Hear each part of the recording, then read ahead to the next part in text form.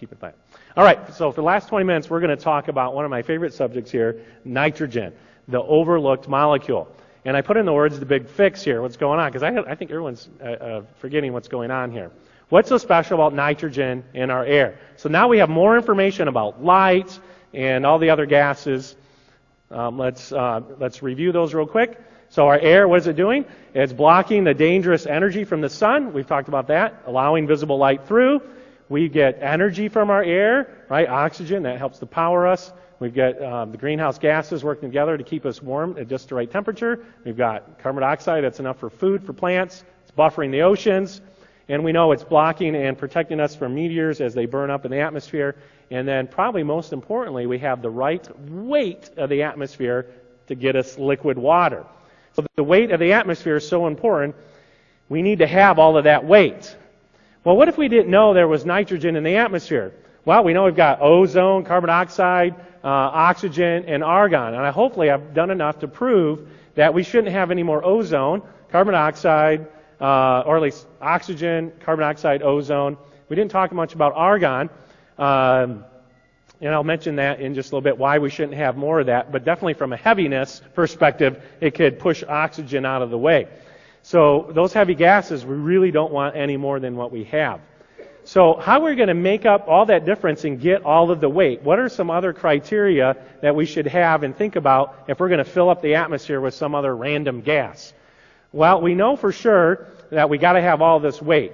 And we cannot use, we don't need another molecule to give us energy. We've got plenty of that from oxygen. We don't want our fires to burn any hotter. We've got enough greenhouse gases blanketing our Earth. We get enough pH buffering effect from carbon dioxide. We don't want any more of that. And then we get our protection from UV, from ozone. We have just the right amount of UV coming in, so we don't really want any more of that. So we can't use carbon dioxide, water, O2. These things we're doing great on. So if we're going to add something in, we got to make sure it doesn't react with oxygen like hydrogen, because it will blow up. We saw that yesterday. We can't be toxic like ozone. We like ozone up there. We don't want it down here. We don't want dangerous things like carbon monoxide coming in. That will suffocate us and kill us.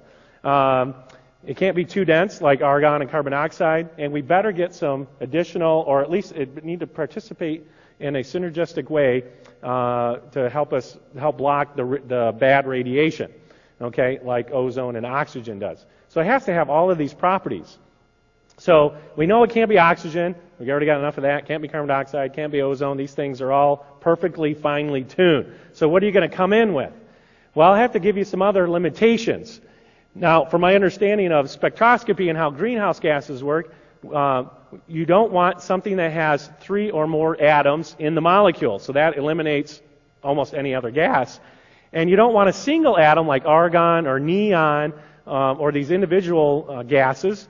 They do not block radiation very well. They have very narrow absorption bands. They do not absorb light very well. And some of them are too light or too heavy.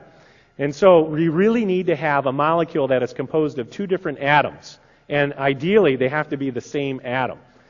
And so with all of these requirements in place, we need to be able to have lots of that. So this gas we need to have a lot of it. It needs to be safe, non-toxic, non-reactive, diatomic, meaning 2 atoms. And it needs to be able to be heavy enough, and we can have a lot of it, to hold down water. As far as I know, and what I've been looking at, there is only one gas that can fill this requirement. And that gas is nitrogen, dinitrogen. Okay? I cannot find another gas. Because if any other gas, you're going to run into a problem. Now I'm going to throw this table up real quick. You don't have to fully understand it. But this is what I think I should write down in the book, or at least somebody needs to. On a list on the column to your left, I've listed a bunch of requirements that are needed for this other option for the other 78%. It can't be toxic, flammable. It can't contribute to the greenhouse effect. It needs to be hard to liquefy. It needs to be transparent in the visible area. It's helpful if it's usable for living organisms. It needs to have the right density so it doesn't sink or rise up. It can't be reactive. It can't be acidifying. It needs to have low solubility in water so you're not disrupting the organisms in the water. And it needs to absorb and help contribute to the absorption of X-rays, gamma rays, and anything below the UV. And it turns out dinitrogen fits all of those criteria criteria perfectly. And I've just kind of looked on NASA's website and other websites to see what other gases they find in other planets, and I've listed those across the top, and all of them fail in one, if not more, two, usually it's two or more categories that any other gas fails. And so, as far as I can tell, any planetary gas that has been found, only one meets the criteria, and we have it. And so, all of those are our gases that we have on our planet, right here. So, the amazing thing is that nitrogen, dinitrogen, has a density that's really close to oxygen's density, so they mix really well, and you're not going to see them separate from each other. Could there be another gas to replace nitrogen? Most of the people I talk to, they say, sure, you just need another non-reactive gas. Well, every gas I can find has a problem with it. It doesn't block the UV light. Now, the story doesn't end there. That is enough in and of its own, but it gets way more amazing, and I'm glad I have a few minutes to talk about that. And that has to go with the need for nitrogen that we have in our body. Do we need nitrogen for our body? What do you guys think? Yes, absolutely. You need to have nitrogen. If you're not convinced, let me give you another word for nitrogen that we commonly use. So nitrogen has helped to build proteins and muscles and tissue, like your keratin and your hair. And inside of all the amino acids are little atoms of nitrogen. And so amino is another word for a nitrogen-containing molecule. So there's amino acids are full of nitrogens. So we definitely need that. So we commonly just call it protein. Do you need protein? Absolutely. That's like the biggest thing. Are you getting your protein? I don't know why that's such a big deal. But it is because we want muscles and hair and fingernails. So we do want a protein. So amino acids, made out of nitrogen. Something else that's very important in our body that has lots of nitrogen in it that we need. And I'm showing the structure here on the slide here. It's got this little double helix structure. Does anybody know what that's called? DNA. So it turns out, here's a structure of the base pairs that are in DNA. You can't see them very well, so I'm going to highlight the nitrogens for you. And there they are. So the base pairs that are in the middle of DNA, that's where the code is, they're full of nitrogens. Where does all of that nitrogen come from that's in protein and in our DNA? Well, it comes from the air. Okay? Let's talk a little bit about that nitrogen real quick that's in the air. The nitrogen in our air is a diatomic. It's got two nitrogens there, but they're held together with a triple bond. Why is that important? It makes nitrogen very, very unreactive. It doesn't want to do anything. It just wants to sit in the air and do nothing. So that can be important because we like non-reactive molecules like nitrogen. Farmers use them for apples. If you can take a container and get out most of the oxygen, I think you leave in a small percentage, and you mainly fill it up with nitrogen, which it already is, but if you put more nitrogen in it, the apples can go from lasting for a few weeks to a few months, almost a year. Why? Because nitrogen doesn't do anything. And so it's pushing the reactive oxygen out of, if you can get it out of the container, you can get fruits and vegetables that last a really long time. That's awesome. Okay? It can help put out fires. A lot of fire extinguishers have nitrogen gas in there. Push away the oxygen, your flame goes out. It is non-toxic. You can breathe it, nothing happens to you. It goes in, it goes out. You do nothing with it. It just goes in, helps to pressurize your lungs, it comes out. Your body cannot utilize the nitrogen in the atmosphere. It's just too, we say, stable. It doesn't want to do anything. So how do we get it? How do we get this nitrogen if we're breathing it, but we can't do anything with it? How do we get it? I'm going to talk about it in just a second. Yeah, I think I heard it maybe out there. We're going to get it from our food. So how do we do that? Because we know we get a protein from our food. So one of the things I think about is, well, what about in our atmosphere? How much of the nitrogen, maybe we need all that nitrogen in the atmosphere for food, for the creatures and the plants and the animals on our I don't know if my calculations are correct. I thought, well, how many animals and how much by weight is it or nitrogen? And I figured out, did some calculations.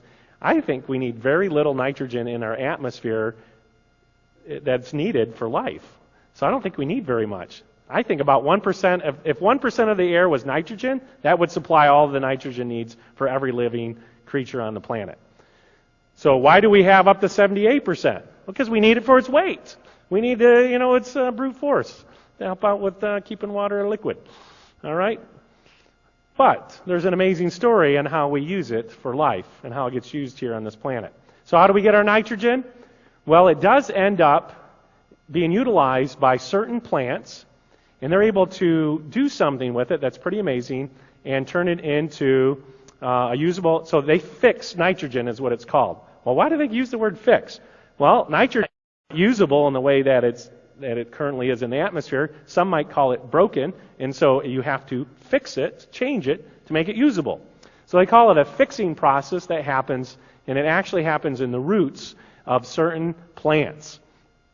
And we're going to talk about those. It's an amazing thing. So we actually eat the nitrogen that we need, and we get it through protein. And all the protein starts with plants. Now, you may have heard differently from a bunch of other people that say, I need my protein at McDonald's or Burger King, and you only get protein from meat. Where did the meat get its protein? It eventually starts with plants. It all starts with plants. That's where we get our protein from. Okay? This is not a secret. It's something that we've known about for at least 100 years, if not longer. Okay? So plants are an important part. But it turns out that plants cannot do it on their own. Now, I had a little fun test for the nitrogen, but I think we're going to run out of time. Carter did it real quick yesterday. I have a little fun thing that I do with kids that if they take a wet handprint and put it on here, I can spray a molecule called ninhydrin, and it reacts with the nitrogens in your sweat. So there's a little bit of amino acids that come out, and I can spray it and heat it and make a handprint to show that you have nitrogen inside of you. I'm going to, in the interest of time, show you how amazing plants do this. It's just incredible. So how do plants fix nitrogen? Here's an interesting quote that I found in a couple of textbooks. It's one of nature's great ironies, however, that most life forms, including all plants and animals, are unable to enlist dinitrogen, which comprises about 80% of the atmosphere in their life-sustaining biochemical processes. Now, this textbook stated plants can't use dinitrogen, and they can't. Animals cannot use that nitrogen in the air, and they can't. It's too unreactive. Well, wait a second. I thought plants were supposed to be there. Here's the story. You got to know the rest of the story. The rest of the story goes like this. There's only a special type, it's a group of bacteria that can fix nitrogen. This is one of them. It's called the rhizobium bacteria, and it lives in the roots of legume plants. Legumes are the nut or the beans, bean plants, soybeans, green beans, the bean plants. And so this is a little picture of a rhizobium bacteria. It's a rod shape, and you can see there in the picture, and it lives in the roots of legume plants. Now, how it generates and makes nitrogen usable, to me as a chemist, is just amazing. And the way that it does that is quite complicated, but I'm going to go quickly through it. Inside of these bacteria, it has a protein, an enzyme, that's able to take the dinitrogen and convert it into ammonia. It's able to break the bond. Now, that bond needs a lot of energy to be broken. And it gets the energy from the plant. Plants are able to make lots of energy with their sugars and everything with photosynthesis, and it's right there to be able to give lots of energy to the bacteria. We know about this enzyme that does it. It's called nitrogenase. And nitrogenase can only work, though, in an atmosphere where there's little to no oxygen. So this becomes a problem because we live in a world that has lots of oxygen. This enzyme, this little machine that's inside of the rhizobium bacteria, cannot work when there's oxygen around. So how do you solve this problem? And you need lots of energy. Well, the plants and the bacteria work together to make a special molecule called leg hemoglobin. Leg hemoglobin, as in the name sounds like, is a lot like the hemoglobin that's in our body. It has an iron center to it, and it can trap oxygen. And so the oxygen then can be pulled out of a small capsule, a small environment, and reduce the concentration of oxygen inside of this little capsule. It will lower enough so that nitrogenase can start to work and do its process of fixing nitrogen and changing it into ammonia. So you need to have the right bacteria that has the right enzyme in it, that has the right molecules to lower the oxygen concentration, and it needs a ton of energy, which it can get from the plant. So here is a close-up picture that I took. I made my wife stop on the side of the road one day, and I apologize to the farmer that I took the soybean from. I should have asked from, but I wanted it bad. So I apologize. Lord, forgive me. And I pulled one out, and I took some pictures of it looks like cancer on the root of these plants. These little capsules are awesome. Those little bumps that are there house the rhizobium bacteria. And they're just amazing. So inside there is all that process taking place. Now think about this. I'm going to have a couple of slides here in just a moment that talk about nitrogen and how actually little nitrogen there is in their soil and how little nitrogen is in the water that's available for life to use. And so life really needs this process to be working at the beginning in order to have usable nitrogen. So this very complicated process, along with photosynthesis, has to be discovered, evolved, created early on. If not, life will die out because nitrogen is a limiting ingredient, nutrient in most plants. So a working plant, you need carbon dioxide, water, energy. You need all of these things in order to go. You need that bacteria. So it turns out the bacteria needs oxygen to work and to live, but inside of it, it has a little machine that cannot use oxygen. So it walks this really tightrope between, you got to have a plant, you got to have the bacteria, and you got to have this ability to create this little environment that allows the nitrogenase to work. So there's just not a lot of usable nitrogen in the soil and in the water. So I actually cut open one of these capsules. Can you notice what color is inside there? It's red. A lot like your blood, because it has a very similar molecule in there, a hemoglobin-like molecule. That was fun to see that red color there. I don't know why it shocked me. I just cut it open with a razor blade and zoomed in on it, and well, you could see it right there. It was just red. And that's the leg hemoglobin working to reduce the oxygen concentration in there. Scientists have also found that this nitrogenase not only needs a low oxygen requirement, but it can only work in certain temperatures, from about 55 to 80 degrees Fahrenheit. And it doesn't work if it's hotter or colder. So you have a tight temperature requirement, oxygen requirement, you need the bacteria, you need the plant, and you need all of this because that's producing oxygen or nitrogen, usable nitrogen for everything. So that has to all be in place, otherwise life is going to run out of nitrogen. This will be one of my last things maybe I'll say here. So, this is fun too. People are trying to come up with burgers that taste like real meat out of plant-based substances. And this company called the Impossible Burger has identified that it's actually the hemoglobin in the blood that gives meat its characteristic flavor. So they've tapped into the leg hemoglobin in the soybean capsules there to get that hemoglobin, to put it into their burgers, give it the color and the flavor. The Impossible Burger. You can go look it up. It's interesting. I haven't tried it yet. It's pretty expensive.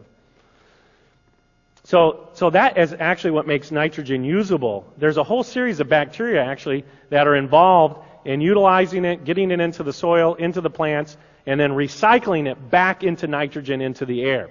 So there is bacteria all over the place doing these very complicated tasks to get the cycle of nitrogen to use it. And you actually have to have all of that in place before you can really have life taking off. And I can show you quotes about how there's not enough nitrogen in the soil, and it led to a near famine about 120 years ago. Scientists figured out how to fix nitrogen in an industrial process called the Haber-Bosch process, and that helped solve a lot of our usable nitrogen problems. And we need to still understand that water would run out of nitrogen if it didn't have cyanobacteria, which are also fixing nitrogen. And and I've seen some quotes that they would run out of nitrogen in a couple thousand years, which does sound like a long time, but that's not, in terms of millions of years, that's nothing.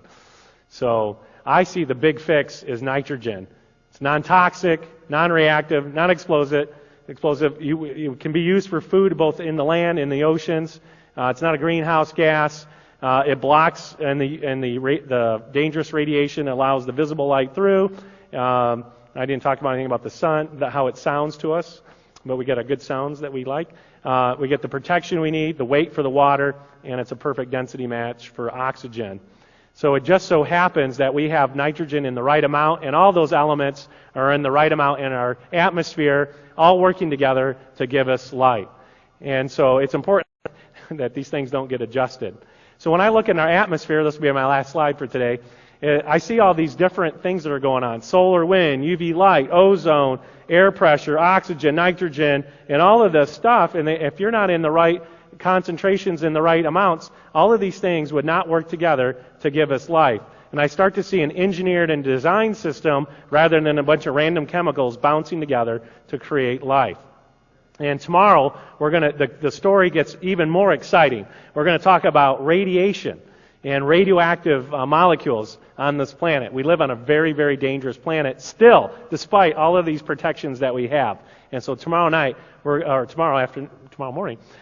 going to talk about radiation, radioactivity, and some very interesting things there. And the story just gets more complicated, more interesting, and more intriguing. We live on an amazing planet that has been designed for a life by an amazing designer. Let's end our time with prayer.